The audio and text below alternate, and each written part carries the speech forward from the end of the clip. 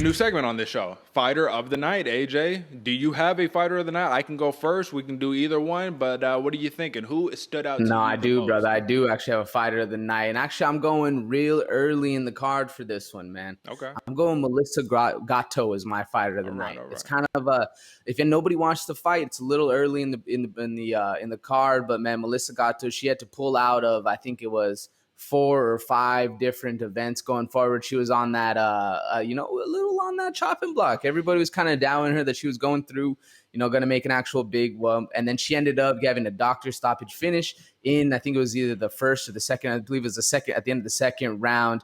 Victoria Leonardo, man, she had a broken arm. You see the judge went or the doctor went and touched it and literally like moved. Like it was wobbly. It was gross. And I don't know if Melissa Gatto's head is just too thick and that's what broke Victoria's arm, but it was a hell of a move. And just seeing that a fighter is able to come back because she had injury after injury after injury, as well as, like weight issues and all this stuff going forward. She was on, the teetering end of that chopping block. And it was amazing to see her come back and have a hell of a performance going forward against Leonardo. So that's my fighter of the night. Melissa Gatto down early in the card too, because there's a lot of other ones I could have pulled from. But I like this one a lot just because she was on the cusp of being cut.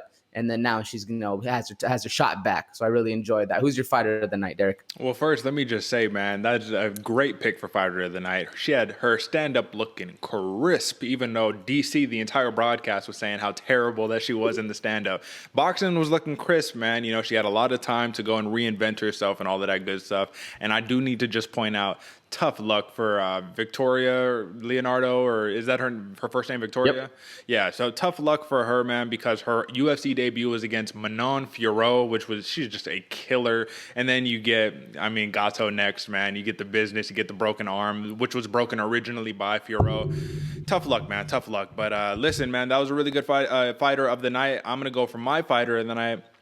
I'm going a bantamweight. I'm going the one we already talked about a little bit earlier. Miles Johns over there fighting out of Texas, man. Fighting out of Dallas, Texas. He got that real big Texas pop when they were announcing his name. And he's my fighter of the night, not only because he has the most stunning knockout of the night, in my opinion, personally, but because of the fighter he has transcended into since entering the UFC. He was on a big decision tear coming into the UFC when he was fighting in the LFA and all of that good stuff. Comes into the UFC. He fights Mario Batista, loses in that UFC debut. Not a good look.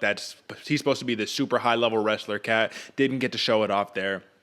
Then fights a real deal striker, one that I know AJ is a big fan of, and Kevin Natividad knocks him out. Now, was there a little bit of iffiness and questionableness? Yes, because there was allegations that Miles Johns was pulling at Natividad's gloves and then hit him with a Hadouken uppercut or whatever the case, knocked that man into another realm. So in my book, I was like, for Miles Johns, all right, bro, okay, you got a good knockout right there, but can you repeat it? Can you keep doing it? Can you really keep the rub going? And what does he do against Anderson Dos Santos? He cripples the man's leg and knocks the man into oblivion.